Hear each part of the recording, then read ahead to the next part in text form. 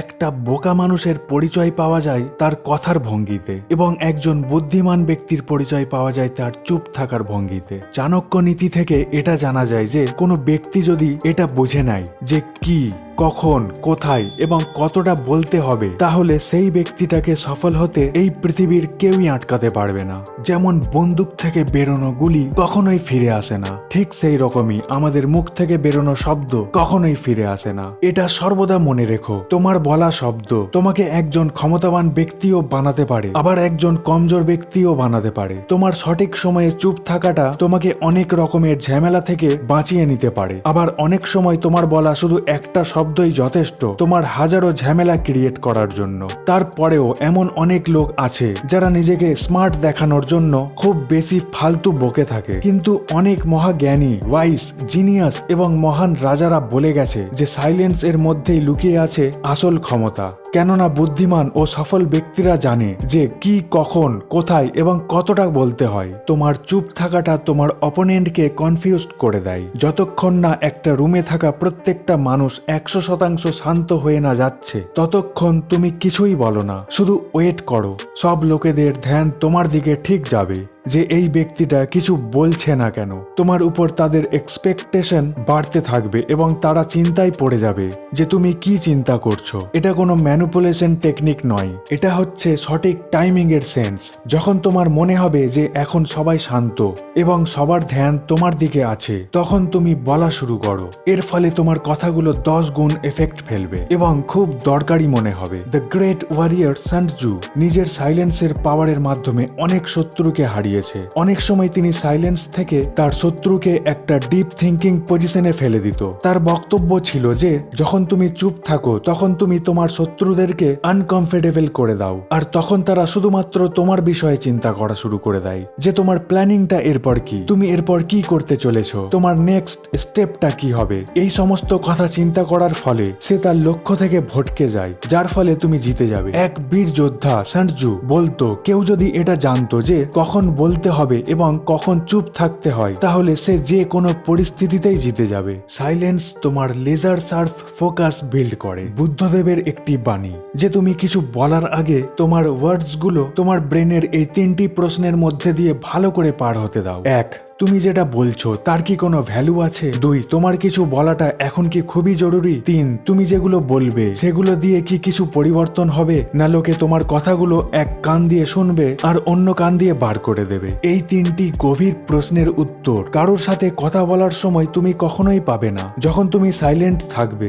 তখন তোমার ফোকাস এই প্রশ্নগুলোর দিকে যাবে এবং তুমি অনেক বেটার ওয়ার্ডস গুলোকে বেছে নেওয়া শিখে যাবে। সাইলেন্স আর ফোকাস একসাথেই আসে। তুমি যখন চিন্তা করো তখন বলতে পারবে না, আর তুমি যখন কথা বলবে তখন তুমি চিন্তা করতে পারবে না। বলা এবং চিন্তা করা কখনোই একসাথে হয় না। যারা খুব বেশি বকে তারা শুধু ফালতুই বকে, তাদের কথার কোনো ভ্যালুই হয় না। একই টাইমে অনেকগুলি ইমোশনের ফলে মানুষের মস্তিষ্কে হাজারো থট পেরোতে থাকে। ঠিক সেই সময় যারা খুব বেশি বকে তারা যে কোনো থটকে তাদের মুখে নিয়ে আসে, যার ফলে তাদের লাইফে শুধু প্রবলেম ক্রিয়েট হয়। এর বিপরীত যারা একটু বেশি সাইলেন্ট থাকে তাদের ফোকাস বেড়ে যায়। তারা যেটাই চিন্তা করে তারা সেটাকে ভালোভাবে বুঝতে পারে। তাদের মস্তিষ্কেও অনেক থট আসে যেগুলি তারা বলতে পারে, কিন্তু তারা সাইলেন্ট থেকে নিজের সব রকমের থটগুলোকে স্ট্রাকচার করে আর শুধু তখনই বলে যখন তাদের বলা খুবই জরুরি হয়। সাইলেন্স লোকেদের অ্যাটেনশনকে আকর্ষণ করে। যখন তুমি একটা গ্রুপে থাকো, মানে কোনো ওয়ার্ক মিটিং বা স্কুলের ক্লাসরুমে, তখন তুমি হয়তো এটা নোটিস করেছো যে কিভাবে সাইলেন্স অ্যাটেনশন গ্র্যাব করে নেয়। যখন টিচার লেকচার দিতে থাকে তখন তোমার মাইন্ড হঠাৎ ভটকে যায়। তুমি এদিক ওদিক তাকাতে থাকো বা তোমার বন্ধুদের সাথে কথা বলতে থাকো বা নিজের মনে অন্য কিছু চিন্তা করতে থাকো এবং তোমার টিচারের আওয়াজ তোমার ব্যাকগ্রাউন্ডে চলতে থাকে। আর যখনই তোমার টিচার তোমাকে নোটিস করে এবং তোমাকে চুপচাপ দেখতে থাকে, তখন অটোমেটিক্যালি তোমার ধ্যান টিচারের দিকে চলে যায় যে টিচার চুপ কেন হয়ে গেল। এই জিনিসটা আমাদের ডেইলি লাইফে প্রত্যেকটা জায়গায় হয়ে থাকে। তুমিও হয়তো এটা অনেকবার নোটিস করেছো। যখন তুমি কথা বলতে থাকো তখন তোমার দিকে অতটা কেউ ধ্যান দেয় না, তোমাকে সঠিকভাবে রিপ্লাইও দেয় না। আর যখনই তুমি চুপ হয়ে যাও তখন হঠাৎই সবার ধ্যান তোমার দিকে চলে আসে এবং সেই লোকগুলোই তোমার কাছে এসে জিজ্ঞাসা করে যে কি হয়েছে তোমার, আজকাল এত চুপচাপ কেন, কথা কেন বলো না। বেশিরভাগ ক্ষেত্রে সাইলেন্স ট্রাস্ট বিল্ড করে। যে কোনো লোকেদের সাথে রিলেশনশিপ বিল্ড করার জন্য, নিজের থেকে বেটার লোকেদের সাথে কানেকশন বানানোর জন্য বিশ্বাসের অনেক প্রয়োজন, এবং যে কোনো ব্যক্তির ট্রাস্ট জেতার জন্য তাদেরকে শোনাটা খুবই জরুরি। নিজের কাহিনী শুনিয়ে একটু মজা মস্করা করে হয়তো তুমি লোকেদের মনোরঞ্জন করতে পারবে, একটু হাসাতে পারবে, একটু ইমপ্রেস করতে পারবে, কিন্তু সে তোমার উপর তাড়াতাড়ি বিশ্বাস করতেই পারবে না যতক্ষণ না তুমি তার কথা শোনার অভ্যেস না করছো। লোকের কথা শোনা এবং সেটাকে বোঝা অতটা সহজ নয়। নিজের আশেপাশের কর্মকাণ্ড এবং লোকেদের ইনফরমেশন জমা করার জন্য তোমাকে তোমার অবজার্ভিং ও লিসেনিং স্কিল প্রচুর ডেভেলপ করতে হবে, আর এগুলো হয় শুধুমাত্র সাইলেন্সের মাধ্যমে। বেশিরভাগ ব্যক্তি যখন কারোর সাথে কথা বলে তখন তারা নিজের ব্যাপারেই বলতে থাকে। একটু সময়ের জন্য চুপ থাকা তাদেরকে আনকমফোর্টেবল ফিল করায়, এই কারণেই তারা শুধু বলতেই থাকে। ঠিক এর বিপরীত, যারা সাকসেসফুল এবং পাওয়ারফুল ব্যক্তি হয় তাদেরকে তুমি কোনো সময় বেশি কথা বলতে দেখতেই পাবে না। তারা তো তাদের সামনের জনকে প্রশ্ন করে তাদের বিষয়ে জানার জন্য, তাদেরকে শোনার জন্য।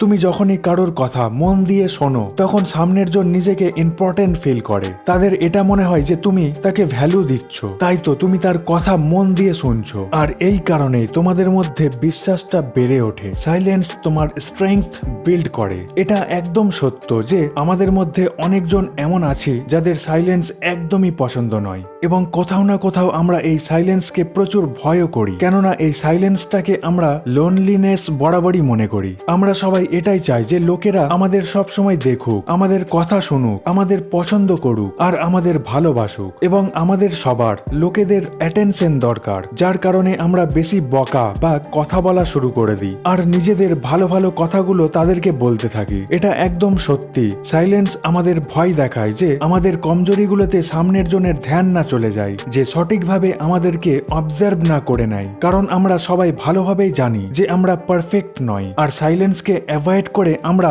এই সত্যটাকে লোকেদের থেকে লুকাতে থাকি। এই মিথ্যা জীবনটা উপভোগ করতে করতে আমরা ভেতর থেকে কমজোর হতে থাকি। আর সাইলেন্স আমাদের জীবনে একটা আয়নার মতো কাজ করে। যখন আমরা শান্ত থাকি তখন আমরা আমাদের ট্রু সেলফের সাথে কানেক্ট করতে পারি, যেটা আমরা বাস্তবেই হয়ে থাকি, এবং সত্যটাকে দেখতে পাই যে খুশিতে থাকার জন্য আমাদের লোকের ভ্যালুর কোনো প্রয়োজনই নাই। কেউ আমাদের সাথে ভালো ব্যবহার করুক, আমাদের অপমান করুক বা যাই কিছু বলুক ও ইগনোর করুক না কেন, এর ফলে আমাদের রিয়ালিটিতে কোনো পার্থক্যই পড়বে না। আর সাইলেন্স আমাদের ক্ষমতা প্রদান করে যে আমরা নিজের সাথে একাকিত্ব ফিলই করি না। এর বিপরীত আমরা সাইলেন্স থেকে নিজেকে আরো পছন্দ করতে থাকি, যেটা আমাদের সেলফ কনফিডেন্টটাকে অনেক বাড়িয়ে তোলে। সাইলেন্স তোমার নেগোসিয়েট বা আলোচনা করাটাকে অনেক কন্ট্রোল করে। যখন তুমি চুপ থাকো, বেশি কথা বলো না, তখন লোকেদের সামনে তোমার স্ট্রেংথ আর উইকনেস দুটোই লুকিয়ে থাকে, যার ফলে কেউই তোমাকে ক্ষতি করতে পারে না। তুমি তোমার সাইলেন্সের মাধ্যমে নিজের উপর একটা প্রোটেক্টিভ শিল্ড